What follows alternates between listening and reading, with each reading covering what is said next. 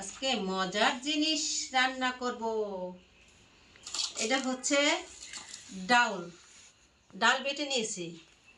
ডালের ভিতরে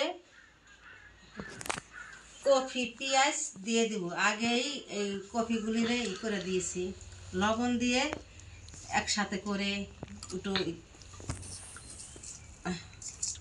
লবণ দিয়ে কচলায় রাখছি। এটার মধ্যে দিয়ে দিব রসুন, পেঁয়াজ বাটা, মরিচ ভেজে রেখেছিলাম, ভাজা মরিচ দিলে খুব টেস্ট হয়। এখানে ধনিয়া ধনিয়া আর হচ্ছে জিরা বাটা একটু দিছি। কেটে দেব এক মিনিট। এটা হচ্ছে পেঁয়াজের কালি।